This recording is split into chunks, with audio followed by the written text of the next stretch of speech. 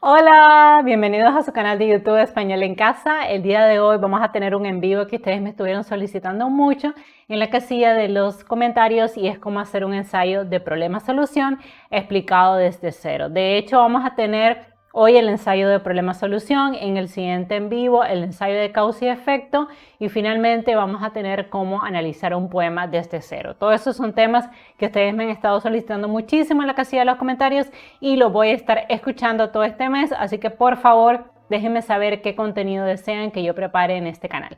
Si es la primera vez que estás viendo un video en mi plataforma educativa, te pido que por favor te suscribas a mi canal, me regales un like y por supuesto que compartas el link de mis videos con otras personas que están aprendiendo español o actualmente están elaborando un ensayo, tomando algún curso de literatura, de escritura creativa y les está yendo mal en la elaboración de ensayos. También les recuerdo a todos ustedes que si quieren contratar mis servicios como tutora completamente personalizada vía Meet, lo único que tienen que hacer es irse al botón unirme al lado de suscribirme y seleccionar el nivel de $99.99 al mes si deseas que yo te ayude a elaborar una buena introducción con buenas estadísticas, con una buena tesis argumentativa, soportada con 3 argumentos o con más argumentos en dependencia de la instrucción. También si quieres que te ayude a recuperar citas directas e indirectas, a utilizar adecuadamente normativa APA, séptima edición, MLA o AMA,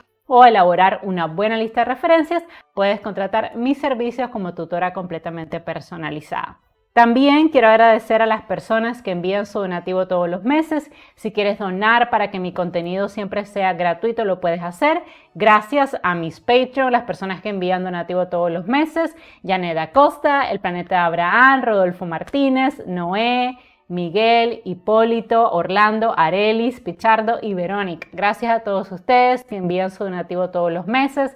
Ustedes pueden donar en cualquier nivel que deseen, 2.49, 14.99 o 34.99. Y si ya desean recibir asesorías completamente personalizadas, no son clases colectivas, sino orientadas a tu necesidad, lo único que tienes que hacer es unirte al nivel de 99.99 y enviarme un correo electrónico para ponernos de acuerdo con el horario. Recuerden que yo vivo en Managua, Nicaragua. Muchos de ustedes están en los Estados Unidos, en Europa, en Corea del Sur, y la diferencia horaria a veces va a ser hasta de 20 horas. Así que es bueno que una vez que hagan el pago me envíen un correo para que nos pongamos de acuerdo en el tema de las sesiones. Ahora, ¿qué tipo de asesoría brindo? Específicamente los apoyo en la elaboración de ensayos, análisis crítico de obras literarias, redacción de párrafos, edición de textos, creación de poemas y apoyo en la elaboración de tesis. Así que si en este momento estás elaborando un ensayo, no sabes por dónde comenzar, no sabes cómo hacer una buena introducción, cómo elaborar una tesis coherente, si no sabes cómo argumentar esa tesis, no sabes cómo meter tus citas directas, indirectas, cómo elaborar los párrafos de tu desarrollo, cómo hacer una conclusión contundente, puedes contratar mis servicios como tutora completamente personalizada. Entonces, vamos a movernos ahora a nuestro tema. Como siempre, les recuerdo que en el link de la descripción les dejo el imprimible de la clase. Yo les recomiendo que primero vean el video y luego descarguen mi ensayo. Les recuerdo que todos los ensayos son de mi propiedad, son creaciones mías, porque yo siempre he dicho, ¿cómo voy a explicar un tema que yo no domino? Entonces todo el material de mi canal es completamente gratuito para acceso de ustedes. Lo único que tienen que hacer es darle link a la descripción para descargar el ensayo. Lo primero que ustedes tienen que entender es que un ensayo no es algo tan difícil. Sí, obviamente hay teoría detrás que vamos a abordar hoy. Le voy a dar un poquito de teoría, luego vamos a leer mi ensayo de ejemplo y como siempre ahí yo les voy a ir explicando las partes. Pero un ensayo en realidad es un documento investigativo, académico, en el cual ustedes van a probar una tesis de investigación. Hay diferentes tipos de ensayos. Están, por ejemplo, los ensayos científico-argumentativos, donde tú respaldas una tesis y el peso del ensayo está en la argumentación. Hay ensayos literarios, donde hay una tesis, pero también se utilizan figuras retóricas o de pensamiento. Está el ensayo periodístico, donde se busca una fuente que te va a dar una entrevista y basada en esa fuente vas a hacer tu ensayo periodístico. Puede haber un ensayo filosófico sobre temas filosóficos, obviamente, como la muerte, la vida, la felicidad, el amor. Y hay también ensayos de problema-solución, donde se identifica un problema dentro de la comunidad, dentro de tu escuela, un problema que tú tengas como profesora, como periodista, y plantees en tu ensayo una solución. Puede haber también ensayos de causa y efecto que vamos a tener en la siguiente sesión, donde les voy a explicar cómo se construye este tipo de ensayos de causa y efecto, ¿no? Donde se identifica una situación, se explican las causas y los efectos. Se pueden abordar ambas o se selecciona uno, o sea, identificas una problemática, hablas de las causas en el ensayo, en otro ensayo puedes hablar de los efectos y si el profesor lo amerita, ambos al unísono. No es muy habitual, pero puede pasar. Entonces, lo primero es entender que en esencia todos los ensayos son lo mismo. Es siempre un trabajo académico donde hay una tesis que siempre es un enunciado en positivo y esa tesis tú la tienes que soportar con argumentos. Ahora, la colita, o sea, del ensayo, si es de solución, de causa y efecto, argumentativo, científico, filosófico, va a ser importante porque va a marcar algunas características que van a diferenciar los ensayos entre sí. Ejemplo, en el caso del ensayo de problema-solución, obviamente, como indica su nombre, es un ensayo que aborda una determinada problemática y que nos va a proponer soluciones a esa problemática. Este ensayo, como todos los ensayos, tiene que tener una buena tesis argumentativa que esté sustentada por al menos 3 argumentos sólidos, pueden ser 5 o 10, pero no puede haber menos de 3, que le den solución a esta situación, a esta problemática que has identificado. Antes de leer mi ensayo, quiero darles un poco de teoría importante. Es esencial que hagan un título atractivo en este ensayo, un título que invite a leer, que sea interesante y que además nos deje claro qué es lo que estamos leyendo. También hay que redactar un buen gancho que invite a la lectura. ¿Qué cosa es un gancho? De hecho, viene del inglés, que es a hook. Un gancho es una estadística interesante, un recuerdo, un ejemplo, un dato curioso que hace que la persona quiera seguir leyendo nuestro ensayo. Es importante porque va a picar la curiosidad de nuestro lector. Luego recuerden que deben escribir una tesis argumentativa que demuestre la posición que ustedes tienen en ese escrito. Ejemplo, yo puedo hacer una tesis argumentativa sobre la necesidad que veo yo de que las parejas del mismo sexo tengan la posibilidad de adoptar. ¿Ven? Eso es un ejemplo de una tesis que además no es tan ambigua porque la tesis no puede ser estoy por un lado a favor de que adopten y por el otro lado que no. O en mi ensayo de problema-solución, que es que los profesores deben enfatizar mucho en adquirir la habilidad del habla con sus estudiantes, porque es la habilidad más difícil y yo voy a explicar de qué manera lo pueden hacer, ¿no? Entonces, está clara la tesis, no está ambigua, porque no pueden estar a la par de todos, o sea, o pensar igual que todos, sino que hay que adoptar una posición segura y convencida en el ensayo. Muchas veces los profesores te dicen, esta va a ser la tesis, vas a estar a favor del matrimonio gay, ejemplo, o en contra. Muchas veces se maneja esto o te dan tema libre, pero sí es importante que la tesis sea una oración en positivo donde quede claro tu posición. Estoy a favor de la adopción, no estoy a favor de la adopción. O sea, hay que dejar claro eso, no puede ser ambigua la tesis. Una tesis ambigua es una tesis mala en un ensayo que debe ser mejorada. Ahora, cada argumento debe ser ampliado en al menos un párrafo del desarrollo. Esto significa que si les están pidiendo una tesis de 3 puntos, que es la más común, esa tesis va a estar probada con 3 argumentos, que básicamente son 3 oraciones. Por eso es muy útil hacer un outline o un bosquejo, donde ustedes pongan la tesis en una oración y los argumentos en 3 oraciones. Eso ayuda mucho a guiar la redacción. Y es importante que ustedes sepan que por cada argumento tiene que haber por lo menos un párrafo. ¿Okay? Si no hay por lo menos un párrafo, entonces ese argumento no es válido porque no está respaldado. Por un argumento puede haber incluso 2 párrafos. Más de 3 párrafos ya es mucho porque te está pasando mucho en un argumento, pero sí recordar que por cada argumento al menos un párrafo. Entonces, si son 3 argumentos, 3 párrafos. Si quieres 2 argumentos o 2 párrafos por argumento, entonces también lo puedes hacer aunque se te va a aumentar la extensión y normalmente los ensayos se piden una extensión de 3 a 5 páginas, de 10 si ya es doctorado o maestría. Entonces también A medida que le añadas más párrafos al ensayo, recuerda que también te va a tomar más tiempo y puede ser que la extensión que te dé el maestro sea de 3 a 5 páginas. Y recuerda que el ensayo tiene que tener introducción, desarrollo, conclusión y lista de referencias para que tampoco te amplíes demasiado en un solo argumento.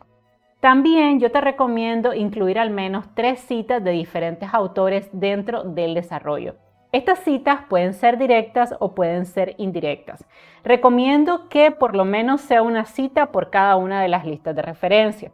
Un error muy común que hacen los estudiantes es que buscan una fuente, les gusta y todas las citas lo sacan de esa fuente. Esto refleja un pobre trabajo de investigación. No se debe hacer un ensayo que tenga menos de 3 listas de referencia. Lo ideal, si me lo preguntan a mí, es 5. 5 me parece que es un buen equilibrio, pero no cometan el error de que de una misma fuente saquen todas las citas, como error de novato eso. También es importante que sepan que no es lo mismo una cita directa que una cita indirecta. Las citas directas son citas donde ustedes copian y pegan las ideas de otro autor. En el caso de una cita directa, es decir, donde copiaron y pegaron, hay una de 2 posibilidades. Que la cita tenga menos de 40 palabras y por tanto la van a colocar entre comillas e insertada, imbricada dentro del ensayo. Lo van a ver cuando yo lea mi ensayo, va a quedar súper claro esto. Si tiene más de 40 palabras, no llevará comillas, sino en párrafo aparte con mayor sangría.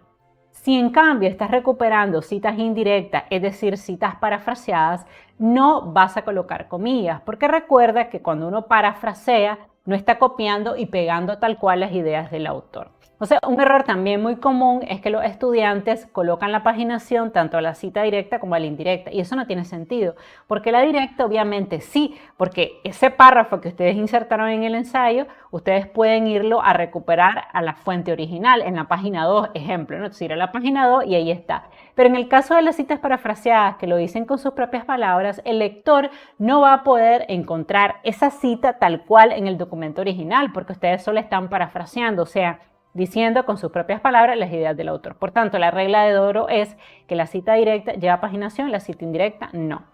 En todas las citas directas, donde copiaron y pegaron, deben colocar obligatoriamente el apellido del autor, el año de la publicación y la página.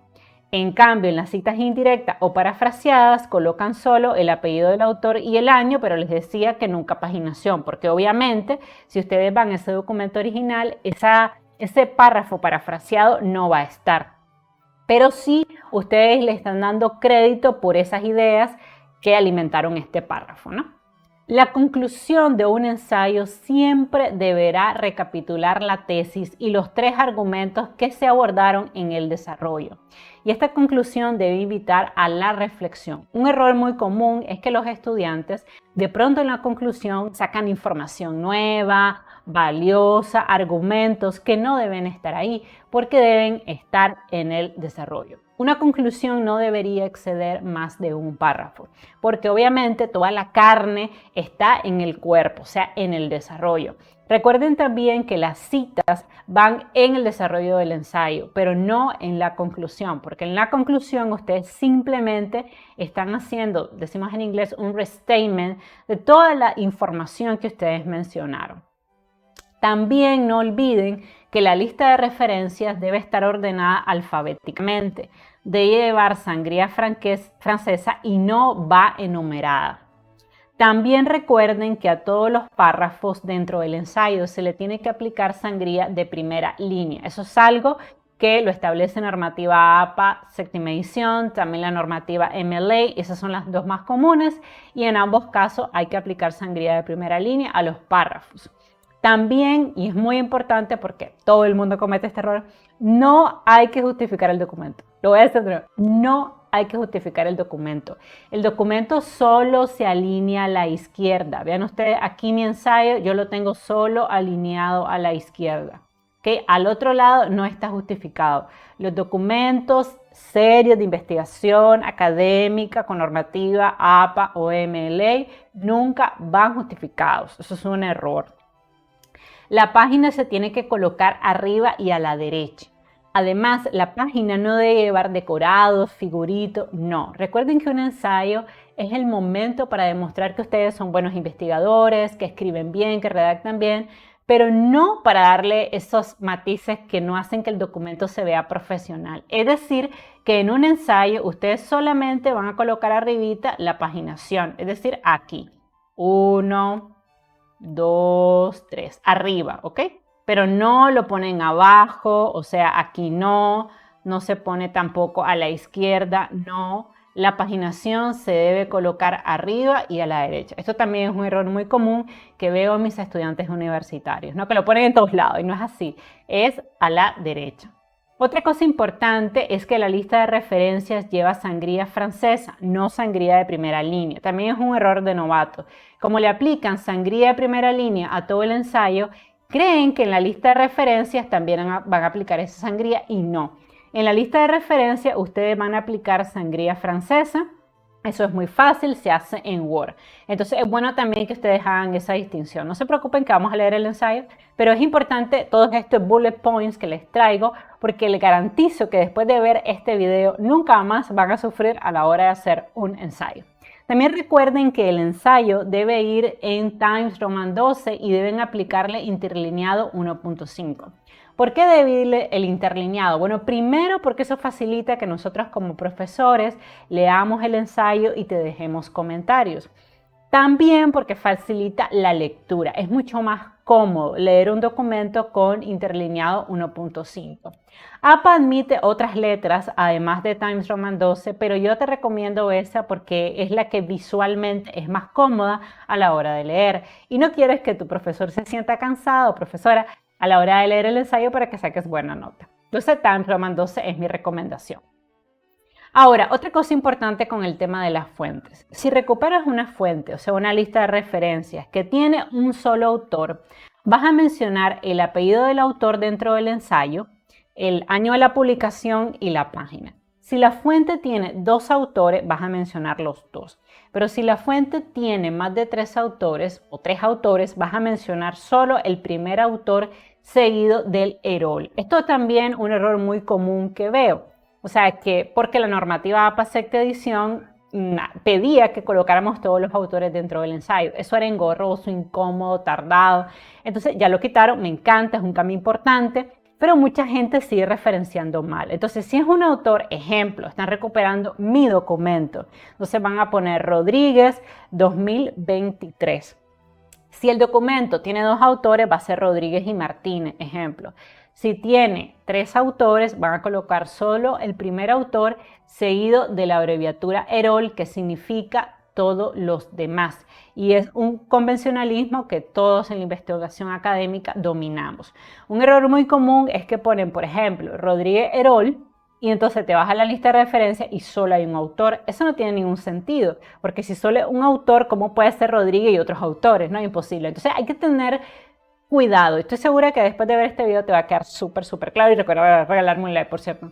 Entonces, también un error muy común es que colocan el EROL dentro del ensayo y en la lista de referencias. Eso no es correcto.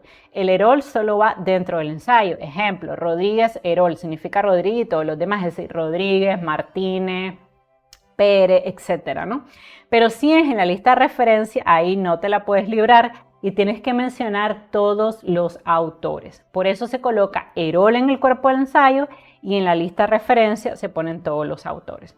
Ahora, esto también lo marco aquí, en la lista de referencia vas a colocar todos los autores de cada documento recuperado, o sea, de cada documento que leíste y del cual extrajiste citas, hasta el número 20. Pero si ya tienes un artículo, una fuente con más de 20, ya el 21 no lo tienes que poner. Eso en realidad no ayuda en nada, porque yo jamás he recuperado un documento que tenga, honestamente, 20 autores. Pero bueno, en fin, lo dejaron así y ya sabes, ¿no? Si tienen un autor, lo tienes que poner, 2 autores, 3 autores, 4, 5, 6, hasta el 20. Y el 21, no. En mi experiencia, normalmente una fuente extrañamente supera 10 autores. Pero bueno, es bueno que lo tengas presente, que en el 21 ya no lo tienes que poner. También otra cosa importante que para separar el último autor de ese documento y el resto de autores mencionados, debes usar la I o el aspersan, ¿no? Que significa, pues, y fulano, es decir, Rodríguez, Martínez, Pérez y Periquito, ¿no? Entonces, y el aspersan o la I, ¿no? Para marcar el último autor. Y recordar que a partir del autor 21, ya no tienes que mencionar el resto de los autores. Entonces vamos a movernos a mi ensayo. La primera parte del ensayo es el título, que va a ser Hablar en inglés, el gran desafío de un mundo globalizado. Fíjense que este ensayo yo lo dividí en introducción, en desarrollo y abajo conclusión y lista de referencias. Esto yo lo hice solo para propósito académico, pero los ensayos se entregan de corrido sin estas subdivisiones. Si es tu primer ensayo, te súper recomiendo que lo dividas, porque te va a ayudar mucho a organizar tu información. De hecho, mi primer ensayo yo lo hice, puse hace 10 años, imagínense. Entonces puse introducción, puse desarrollo, conclusión, lista de referencias y fui llenando. Y antes de entregar, me cercioré de borrar esta parte, ¿no? Entonces, pero es muy útil, o sea, para guiarte. ¿Okay? Entonces, vamos a ver mi introducción. Dice así. En el mundo actual, el idioma inglés es hablado aproximadamente por 1.350 millones de personas. Esto es el 17% de la población mundial. Fíjense que esto es un gancho, una estadística interesante con la cual estoy atrayendo la atención de mi lector y que además es una cita indirecta. ¿Por qué lo sé? Porque aquí está el apellido del autor, Gracian, y el año de la publicación del documento, 2022. Sé que no es directa porque no tiene página, entonces obviamente yo estoy parafraseando el documento de este autor. Entonces sigo siempre mi introducción, introduciéndome al tema, ¿no? El inglés es el idioma de los negocios y del mundo corporativo, un idioma que permite la interconexión constante con personas de cualquier nacionalidad. Además, una persona bilingüe tiene mejores oportunidades laborales que una que no lo es, tiene un mejor salario y acceso a un ambiente laboral más estable. A pesar de esto, hablar en inglés no es una tarea fácil. De hecho, hablar en inglés con fluidez y precisión es la habilidad más difícil de dominar en el caso de los hablantes no nativos, muy por encima de la habilidad de escuchar, escribir y saber las reglas de gramática. Y ahora voy a presentar la tesis, o sea, lo que yo voy a probar. Y voy a mencionar una tesis de 3 puntos. ¿Qué significa esto? Una tesis soportada por 3 ideas. Van a ver. Para ello, la mejor manera de solucionar este problema, porque recuerden que es un ensayo de problema-solución, es aplicando una metodología centrada en el desarrollo de la conversación en el idioma inglés dentro del aula, argumento 1. 2. Manteniendo un entorno de respeto y seguridad para el estudiante, ¿ven? Argumento 2. E integrando actividades de gramática, pronunciación, vocabulario y escucha activa todo el tiempo. Entonces, me ha quedado claro que hay un problema que yo he identificado como profesora y es que hablar una segunda lengua es muy difícil, ¿no? Que esa es la habilidad más difícil. Ustedes saben las macrohabilidades, hablar, escuchar, escribir, vocabulario. Entonces, hablar, comunicarse en inglés, o sea, en una segunda lengua, para nosotros que somos hispanos, conlleva una gran dificultad. Entonces, mi introducción me ha servido para picar la curiosidad del lector, para presentar mi tesis de investigación, para mencionar rápidamente los argumentos que ahora yo voy a desarrollar en el cuerpo del ensayo. Entonces, voy a empezar con argumento 1. Aquí lo tengo marcado. El primer punto a tener en cuenta es la metodología de enseñanza, ya que múltiples estudios han demostrado que hablar en inglés es la habilidad más difícil de adquirir, ya que requiere valentía y buena preparación. Por tanto, el profesor debe incentivar la conversación dentro del aula. Entonces, ese es el argumento 1, donde yo pruebo cómo puedo solucionar este problema, ¿no? Que a los estudiantes se les hace muy difícil comunicarse en inglés. Entonces, esto que vemos aquí es el primer argumento, ¿ok? Luego más abajo vamos a tener aquí el segundo argumento. Más abajo vamos a tener aquí el tercer argumento y luego nuestra conclusión. Entonces, regreso al argumento 1 y obviamente este argumento yo lo tengo que soportar con citas. Vean cómo se introducen las citas.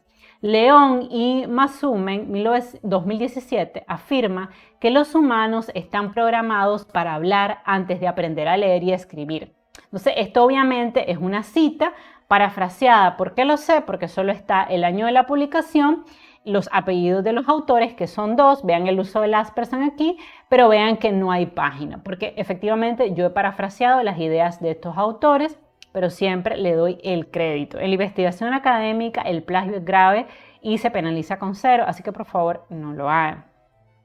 Y ahora voy a explicar más de este argumento. En cualquier caso, los seres humanos pasan mucho más tiempo interactuando oralmente con el lenguaje que usándolo en su forma escrita. Hablar a un nivel conversacional es la habilidad más importante y difícil de adquirir, ya que es la única que permite crear un verdadero puente de comunicación entre los seres humanos. Vean ustedes cómo yo voy soportando mi argumento, ¿no? Que la habilidad del habla es la más difícil de desarrollar. Sigo. De hecho, las personas pasamos mucho más tiempo hablando que escribiendo. Por ello, es importante que en el aula el docente utilice herramientas de enseñanza-aprendizaje encaminadas a mejorar las habilidades comunicativas de sus estudiantes. Para ello, el docente debe promover, vean cómo voy metiendo la solución, para ello el docente debe promover diversas actividades en el aula, como diálogos, juegos de roles, recuento de historias, dramatizaciones de situaciones reales, mímicas, lluvia de ideas, ejercicios para romper el hielo, juegos de pronunciación y cualquier otra actividad que promueva que los estudiantes se comuniquen activamente en inglés. La única manera para que una persona se logre comunicar en inglés es practicando con sus pares. Por eso es esencial que el profesor promueva ejercicios conversacionales en el aula de clase. Entonces, vean ustedes cómo este primer párrafo del ensayo efectivamente presenta un argumento que le da un espaldarazo a mi tesis. ¿Pude haber puesto yo un párrafo más? Sí, hubiera recuperado otra cita y hago un párrafo más.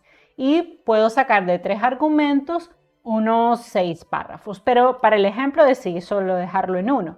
Siempre pregúntenle a su profesora, ¿cuántos párrafos quieren el ensayo? ¿Cuántas hojas quieren?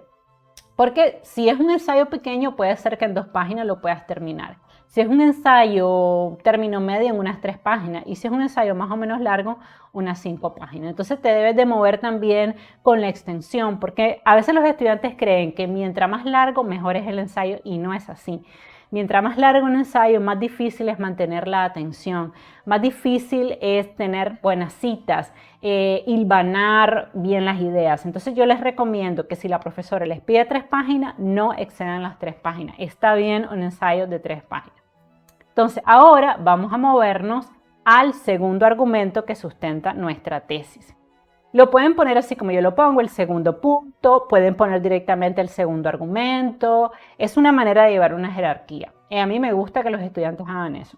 Me parece que da un aire de ordenado el trabajo, que la persona tiene claro su trabajo. El segundo punto a tener en cuenta a la hora de desarrollar la actividad del habla es el miedo escénico y la necesidad de que el estudiante esté en un ambiente de confianza. Este es el otro argumento, que para que realmente el estudiante pueda comunicarse en inglés, que es su segunda lengua, debe haber un entorno de confianza. Entonces esto que acabo de leer es el argumento 2, que si ustedes se fijan, yo lo mencioné de manera rápida en mi introducción. Recuerden que los argumentos se explican en el desarrollo. En la introducción solo se mencionan con la tesis. Y ahora sí lo voy a soportar. Hablar en público siempre es un reto. No importa si es en nuestra lengua materna u otra, los nervios siempre nos traicionan. Por tanto, hablar en público y también en inglés representa un doble nivel de dificultad para la mayoría de los alumnos.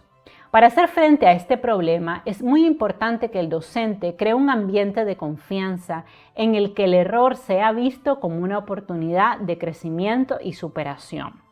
Se ha demostrado que en un ambiente de terror, el aprendizaje no puede tener lugar, ya que genera altos niveles de ansiedad, estrés, rechazo y poca motivación. Por lo tanto, la retroalimentación del docente dirigida a corregir errores de pronunciación debe hacerse con respeto y sin subestimar el valor de los estudiantes y, si es necesario, en privado. Ven, como siempre voy soportando mi argumento, que hay que respetar al estudiante, que hay que dejar que cometa errores, que no hay que maltratarlo, ¿no? Eso es muy importante. En este sentido, es importante que el docente promueva la conversación oral y que solo intervenga para hacer correcciones mínimas, de modo que el alumno vaya mejorando su discurso oral y público poco a poco. Además, es importante que el docente sea percibido como un facilitador del aprendizaje, como una persona accesible, amable y cercana y nunca como un enemigo cruel, ¿no? Aquí estamos hablando un poquito del tipo de pedagogía, de que hay que tratar al estudiante con respeto, con cariño, y eso, al menos cuando yo estudié no era así, ha cambiado mucho la educación. Yo tuve maestros pues que eran sobre todo pequeños, o sea, un poco violentos, ¿no? Eso obviamente ha cambiado y me alegra mucho que así sea, porque en ambientes de terror las personas no aprenden bien.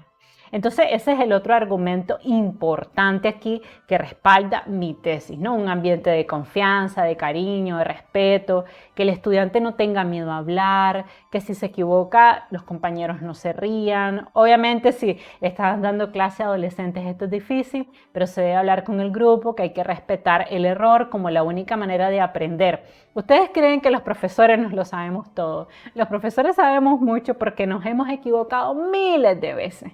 ¿Okay? Yo he hecho miles de ensayos, o sea, y esto es algo que se adquiere con práctica. Eso es lo otro. Tu primer ensayo no te tiene que quedar perfecto. Con el tiempo vas a ir puliendo y mejorando. Pero si sigues todos los pasos de esta transmisión, yo sé que lo vas a lograr. Entonces, ahora vamos a movernos al siguiente párrafo, que es obviamente mi tercer argumento. Entonces, lo voy a leer. El tercer aspecto a tener en cuenta es la correcta integración que debe hacer el docente para que sus estudiantes puedan hablar en inglés, ya que dominar un nuevo idioma desde un punto de vista conversacional incluye el dominio de todas las habilidades del idioma, es decir, el manejo del vocabulario, la gramática y la escucha activa al mismo tiempo. Entonces, ven, o sea, nuevamente vuelvo a demostrar que la habilidad del habla es la más difícil, porque para comunicarte en inglés está actuando al mismo tiempo la construcción gramatical, el vocabulario, escuchar activamente, ¿ves? Entonces, obviamente, este es el tercer argumento. Obviamente, en el link de la descripción les dejo el documento para que ustedes lo descarguen y al lado siempre les dejo mis comentarios que ayuda a que ustedes visualmente vean lo que estoy explicando. Entonces, ahora viene una cita. Al respecto, Brown, 2004, dice que hablar tiene 5 componentes, a saber, gramática, vocabulario, comprensión, fluidez y pronunciación. Y esto está en la página 172. Por tanto, esta es una cita directa que tiene menos de 40 palabras, aquí lo tengo marcado, porque estoy indicando apellido del autor, año de la publicación, su paginación y tiene comillas. Para saber si mide 40 palabras o no, no tienes que contar con el dedo el número de palabras. Una vez, les cuento rápidamente, en la universidad estaba aplicando un examen en una computadora para un estudiante y veo que está escribiendo y cuando la veo contando con el dedo, ¿no? Entonces, 1, 2, 3. Eso es bastante engorroso. No digo que no lo puedes hacer, pero puedes seleccionar la cita y aplicar conteo de palabras en Word. Es súper más rápido, es mucho más preciso para que no tengas que estar contando con los dedos. Entonces, vean cómo yo estoy metiendo las citas como una especie como de sándwich. Vean ustedes que las citas normalmente no encabezan el párrafo porque lo que encabeza el párrafo siempre es el argumento. El argumento soportado con la cita, muy parecido a una hamburguesa. La cita es como la carne y lo que está alrededor, las oraciones que yo escribo, son como el pan, ¿no? Entonces, es una buena analogía. Sigo. Por tanto, para hablar en un segundo idioma, los alumnos deben ser conscientes de estos componentes, ya que al hablar en inglés se están poniendo en práctica todas las demás habilidades del idioma. Y así es realmente. Por lo tanto, es muy importante que junto con el desarrollo de las habilidades de comunicación, mi tercer argumento, el docente realice actividades que fortalezcan la gramática, el aprendizaje de nuevo vocabulario, la lectura comprensiva, la escritura consistente y todas las actividades de comprensión auditiva. No es posible tener un buen nivel de conversación si no se tiene suficiente vocabulario y si no se conocen las estructuras gramaticales necesarias para hacer oraciones y frases coherentes. Porque para que una persona pueda hablar tiene que ser capaz de hacer oraciones y por tanto párrafos. Porque aunque no lo estamos viendo, cuando estamos hablando, estamos construyendo párrafos. Por tanto, hay que aprender desde la palabra, el vocabulario, ¿no? Que es el bloque, el the word, la palabra, y luego irlas uniendo en oraciones, y luego de aprender a hacer oraciones se procede a hacer párrafos. Esa es la lógica de la redacción.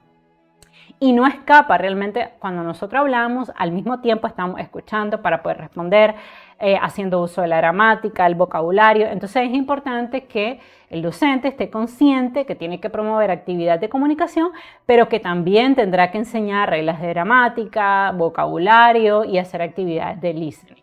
Entonces lo sigo respaldando y toda esta información debe estar fluyendo al unísono para garantizar una conversación fluida en la segunda lengua, manteniendo en todo momento una escucha activa, el active listening, como decimos en inglés, que permita responder en tiempo real a nuestro interlocutor. ¿Bien? Entonces, en el desarrollo de mi ensayo yo he explicado cada uno de los 3 argumentos que sustentaban la tesis al inicio. ¿Ven? Por ello, la mejor manera de solucionar este problema, porque es ensayo, problema, solución, es aplicando una metodología centrada en el desarrollo de la conversación, manteniendo un entorno de respeto e integrando actividades de gramática, pronunciación, vocabulario y listening, ¿no? Entonces, vean ustedes cómo efectivamente yo he desarrollado todos los argumentos en el desarrollo de mi ensayo. Y ahora voy a caer a la conclusión, donde voy a hacer un breve resumen de todo mi trabajo. Por eso les digo que en la conclusión no es momento para usar citas ni para usar nuevos argumentos. Los argumentos deberán siempre quedar en el desarrollo.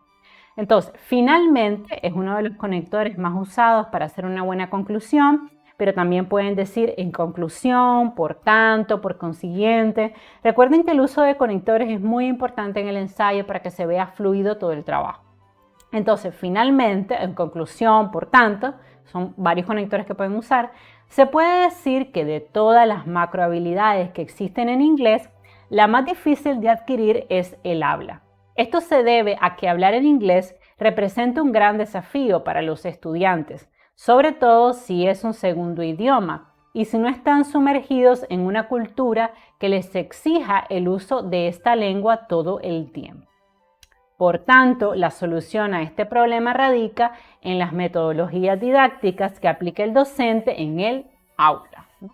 Los docentes deben promover actividades comunicativas en el aula como diálogos, juegos de roles y dramatización. O sea, brevemente voy a mencionar algunos aspectos que ya expliqué en el desarrollo. ¿Ven? Por eso son como más cortitas las oraciones. También es necesario que el proceso de enseñanza-aprendizaje se desarrolle en un ambiente de confianza y respeto, de forma tal que el estudiante no tenga miedo de cometer errores.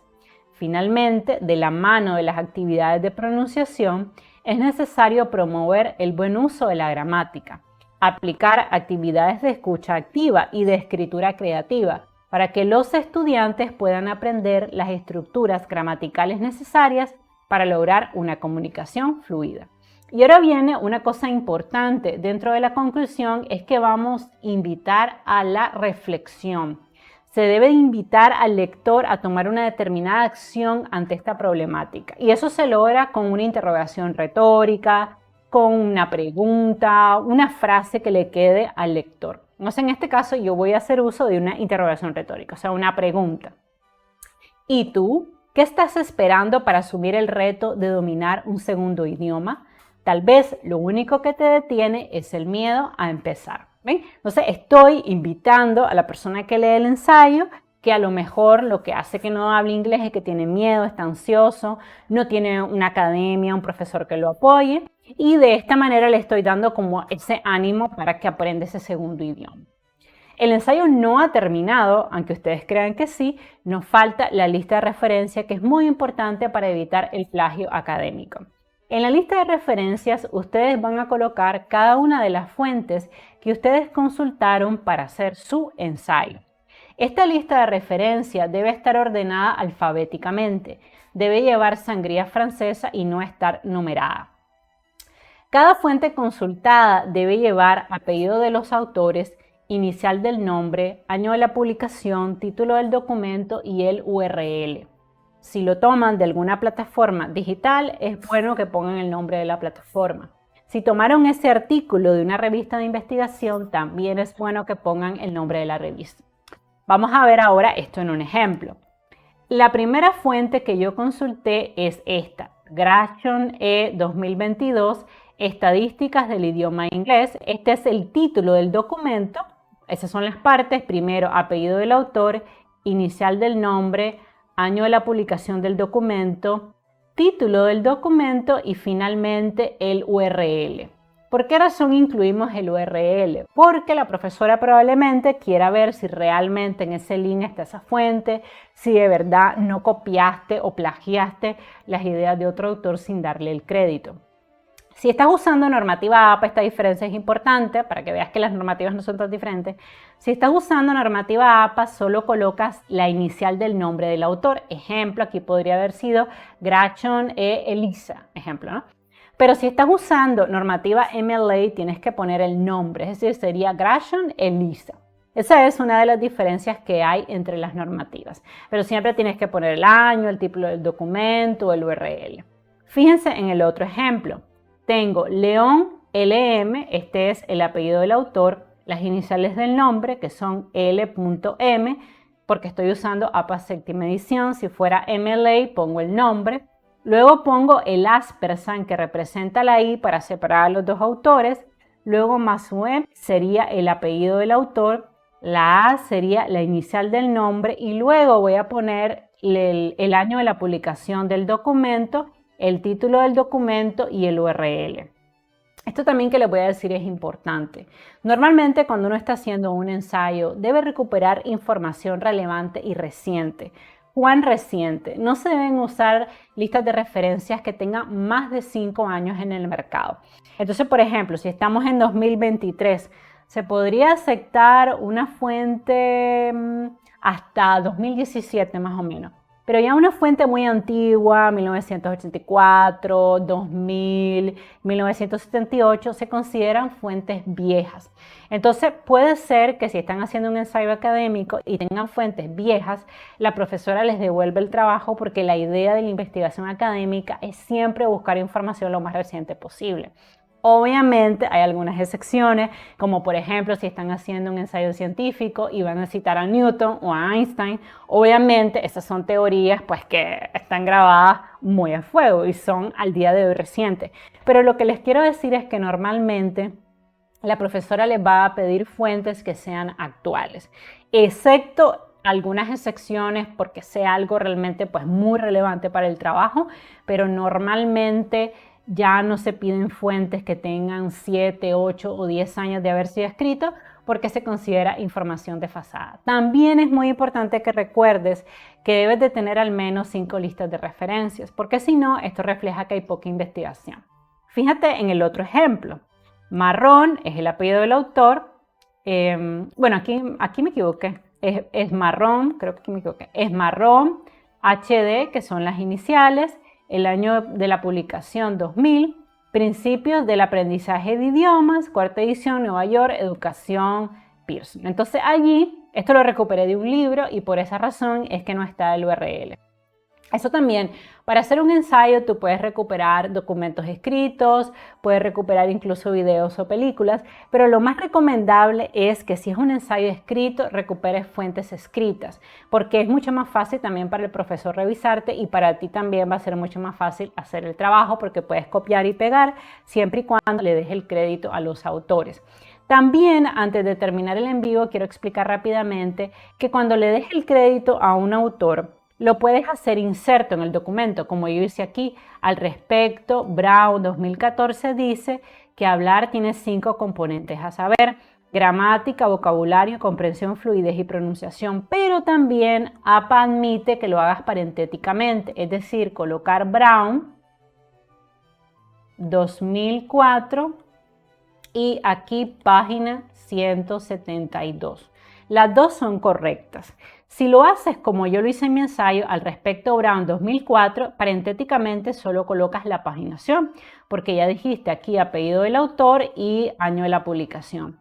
Y si lo haces parentéticamente, entonces quiere decir que solo pones la información, es decir, sería así, gramática y la escucha activa al mismo tiempo.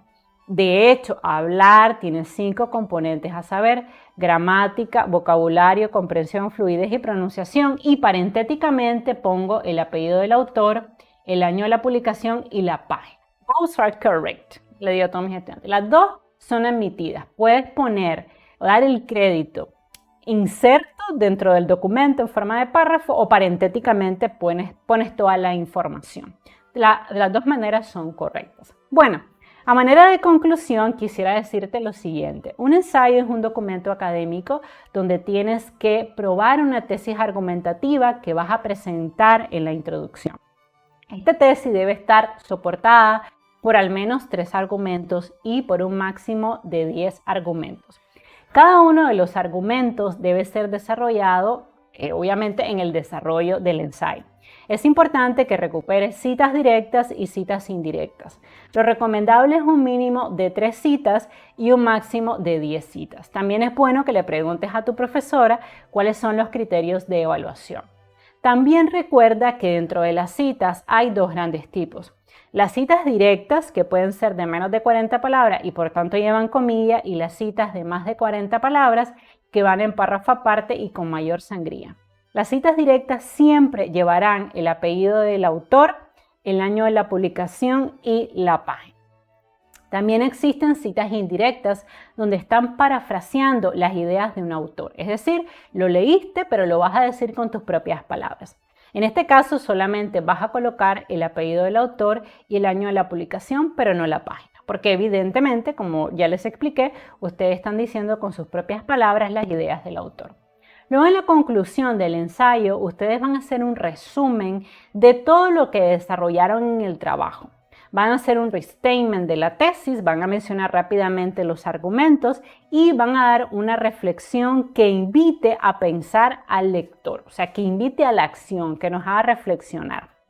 Después van a colocar una lista de referencias donde van a detallar cada uno de los autores y los documentos que ustedes recuperaron. Si ustedes entregan un ensayo sin lista de referencias, esto significa que ustedes robaron las ideas de un autor y es algo muy grave dentro de la investigación académica que se penaliza con 0. Así que eviten el plagio, den siempre el crédito a todos los autores. Bueno, si te gustó este video, por favor regálame un like, comparte el link de este video con otras personas que están tomando un curso de literatura, de escritura creativa, de redacción y que no saben por dónde empezar a la hora de hacer un ensayo. Sé que me extendí un poco, pero estoy segura que después de ver este video y sobre todo de descargar el documento que está en el link, te va a quedar súper claro. Te recomiendo que descargues mi ensayo, lo leas y que dividas la pantalla de tu computadora en 2 y vayas escribiendo tu ensayo fijándote en cómo yo hice el mío.